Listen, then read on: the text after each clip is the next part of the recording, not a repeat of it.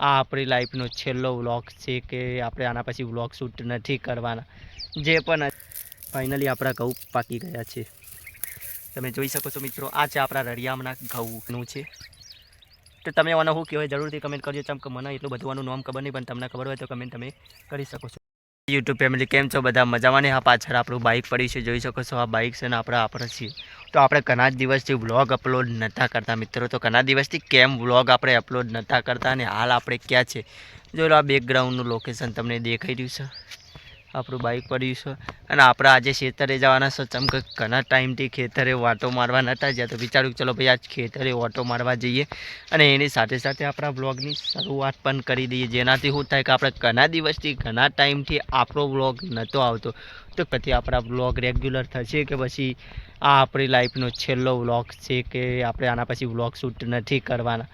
જે પણ હશે એ તમને આજના બ્લોગમાં અમે ક્લિયર કરી દેવાના છે. તો બ્લોગમાં અંત સુધી બનેલા રહેજો, ઉતાવળ કરીને જતા ના રહેતા મિત્રો. સાથ સહકાર સપોર્ટ આલ્યો તો ભાઈ આટલો વિડીયો જોતા જજો. ચલો આપણે આ બાઇક તો પાર્કિંગમાં મૂકી દીધું છે. હવે આપણે જઈએ. તો હવે આપણે ખેતરે ફાઇનલી જઈએ અને ત્યાં જઈને શાંતિથી નિરાંતે બેસીને વાત કરીશું કે ચમ ભાઈ આપણા વ્લોગ નહોતા આવતા.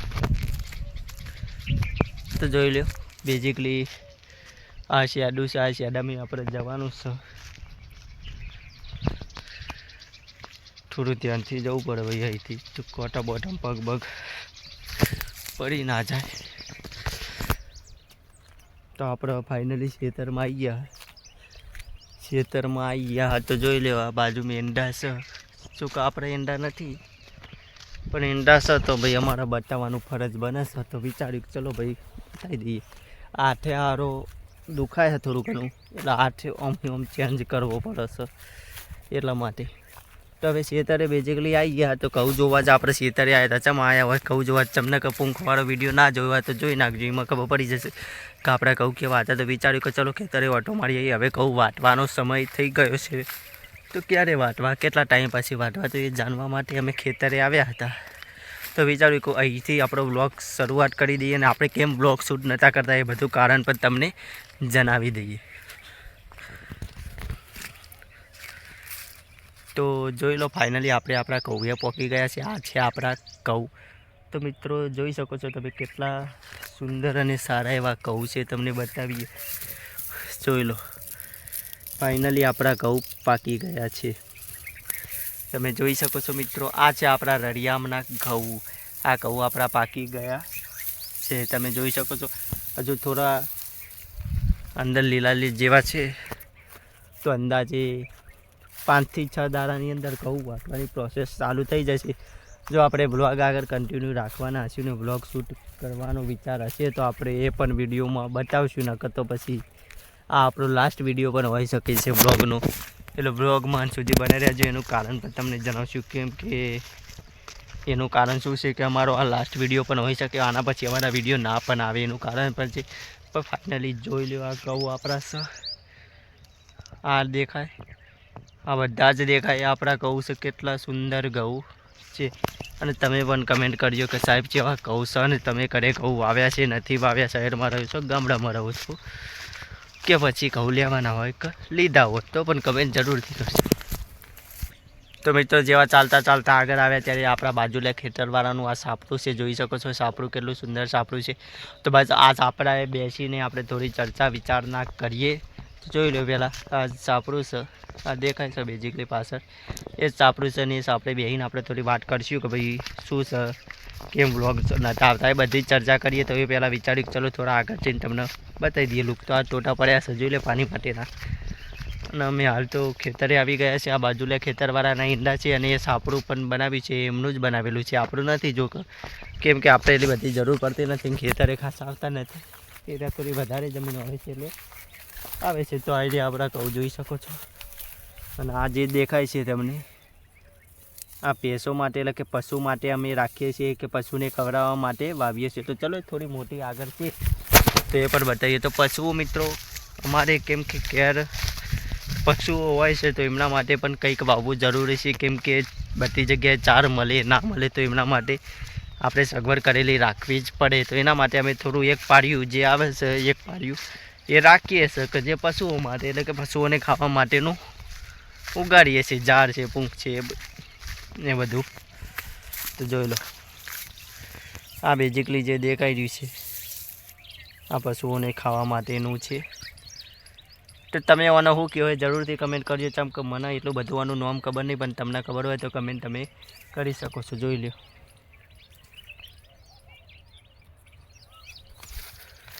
તો હેડો હવે તને જઈએ પાહા ને એ સાપડે બે. તો મિત્રો જેમ કે આપણે સાપડે આવી ગયા છે ફાઇનલી. હવે સાપડે બેઠીને શાંતિથી નિરાંતે વાત કરીએ અને એક કામ કરીએ. ચલો સાપડે નથી બેસું, આ લાકડા ઉપર જ બેસીએ હતા ને આપણે. આવી રહ્યું તો ભાઈ લાકડા ઉપર બેસાય આપણે તો દેશી ગામડિયા છીએ તાર.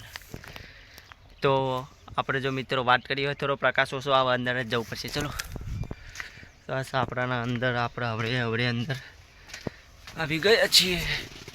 તો જોઈ લો સાપડાના અંદર આવી ગયા છે. તો મિત્રો આપણે આગળના વિડીયોમાં ક્લિયર કરી દીધું છે કે મારી નોકરી ચેન્જ થઈ. એ નોકરી ચેન્જના કારણે હું વિડીયો શૂટ નથી કરી શકતો. તો એનું બીજું પણ એક રીઝન હતું, એ વિડીયોમાં નહોતું કીધું, કેમ કે એ વિડીયોમાં બ્રીફલી તમને કીધું હતું કે ભાઈ આ કારણસર મારા વિડીયો નહોતા આવતા. તો મિત્રો જાણો કે બીજું શું કારણ હતું. તો મેં વિચાર્યું કે ચલો ભાઈ ઇન ડિટેલ આપણા સબસ્ક્રાઈબરને બધું જણાવી જ દઈએ, જેથી એમને આપણે કાંઈ એમનાથી છુપાવવું નથી. તો એ વિડીયો પછી આપણે નક્કી કરી દીધું હતું કે આપણે વિડીયો આગળ શૂટ કરવાના છે કે નથી કરવાના. તો એમાં ક્લિયર કર્યું હતું કે આપણે આગળ વિડીયો શૂટ કરવાના છે. પણ મેં આ વિડીયોમાં કેમ એમ કહું છું કે ભાઈ આપણે આગળ વિડીયો શૂટ કરશું કે નહીં કરશું એ તમને વ્લોગમાં આગળ બતાવશું.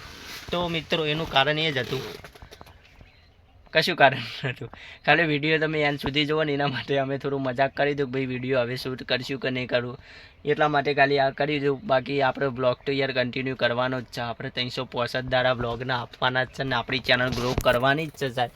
હા સાપડામાં થોડા આવી ગયા છે તો થોડો ઘણો તાપ યાર લાગે. કશો વાંધો નહીં, થોડો તાપ આપણે વેઠી લઈશું. તો નોકરીનું કારણ તો જે આપણે આગળના બ્લોગમાં શૂટ કરી દીધું હતું એ વિડીયો સ્પેશિયલ એના માટે બનાવ્યો હતો. તો બીજું કારણ પણ મિત્રો એ હતું કે મેં મારી ચેનલ ઉપર જો થોડું આપ્યો બ્રેક આલવાનું. મને એક જણાએ સજેશન કર્યું કે તું આખો મહિનો વિડીયો અપલોડ કર્યા, 30 દિવસમાં 30 વિડીયો અપલોડ કર્યા, તો હવે તું થોડી વાર યુટ્યુબને તું બ્રેક આપી દે.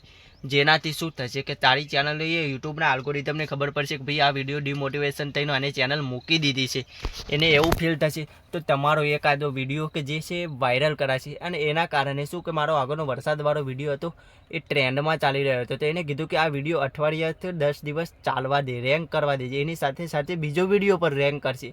તો એના માટે એમને મને સજેશન આપ્યું. એ એક યુટ્યુબર જ છે. તો મેં વિચાર્યું કે ચલો ભાઈ એમની વાતને અમલ કરીએ. અને સાથે સાથે આપણે નોકરી બંધ કરી હતી તો બીજી નોકરીનું આપણે સેટિંગ પણ થઈ ગયું હતું. તો પણ વિચાર્યું કે ચલો ભાઈ એ નોકરીનું જ્યાં સુધી થોડું સેટિંગ પણ થઈ જાય અને આપણે આ વિડીયોને થોડો ટાઈમ પણ આપી દઈએ, જેનાથી શું થાય બે કામ થઈ જાય અને આપણી યુટ્યુબ ચેનલ ગ્રો થાય છે કે નહીં એ જોઈ લઈએ. તો એના માટે અમે એ કર્યું હતું. જ્યારે મેં વિડીયો બનાવવાનું બંધ કર્યું ત્યારે 180 સબસ્ક્રાઈબર હતા અને હાલે 201 સબસ્ક્રાઈબર આપણી ચેનલ ઉપર થઈ ગયા છે, જે કે 21 સબસ્ક્રાઈબર વધી ગયા છે વગર વિડીયો અપલોડ કરે. અને જ્યારે મેં વિડીયો અપલોડ કરવાનું બંધ કર્યું ત્યારે પેલો વરસાદવાળો વિડીયો હતો એ 900 આસપાસ 900 આસપાસ વ્યૂ કરતો હતો.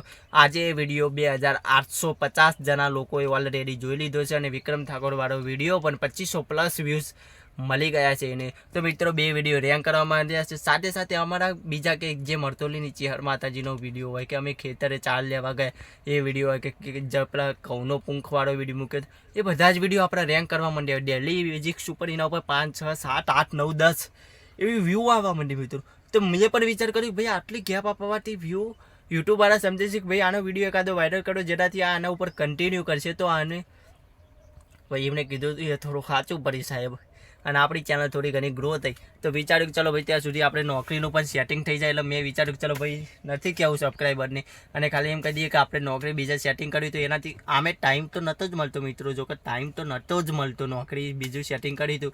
પણ તો પણ બ્લોગ આપણે શૂટ કરો. પણ વિચાર્યું કે ચલો ભાઈ આ કારણ પણ તમારાથી છુપાવું નથી, આપણા સબસ્ક્રાઈબર સાથે બધું જ શેર કરી દેવાનું. એટલા માટે આપણે કહી દીધું કે ચમ આપણો બ્લોગ નહોતો આવતો ને સાપડામાં રહીને ભાઈ તાપે પરસેવા રેપ જેપ થઈ ગયા. તો જોઈ લે આ સાપડું જાય એવું નહીં, પણ અમુકને એવું લાગ્યું ભાઈ ખાટલામાં ગોદરું પતરેલું સાપડું હોય બીજું કોઈ. તો ભાઈ સાપડું છે જોઈ લો, આપણે ખોટું નહીં બોલતા. હવે સાપડાને બહાર જવું પડશે, બહુ તાપ લાગી રહ્યો એટલે. તો બાજ આ જ કારણ હતું કે જેનાથી આપણે તમને કહેવાનું હતું વિડીયો તમે શૂટ નતા કરતા. બાકી એ વિડીયો ના જોયો હોય કે નોકરીનું શું કારણ હતું તો એ પણ વિડીયો જોઈ લેજો. આગળ વિડીયો અપલોડ કરેલો જ છે. અને આપણે આ વિડીયોમાં ખેતરે આવ્યા હતા બેઝિકલી ઘઉં જોવા માટે કે ઘઉં હજુ વાટવામાં કેટલો ટાઈમ છે, તો ઘઉં વાટવાનો જે પણ વ્લોગ આવશે એ હવે કન્ટિન્યુ આપણા વ્લોગ આવશે, તો ઘઉં વાટવામાં પણ આપણે વ્લોગ શૂટ કરતા રહીશું.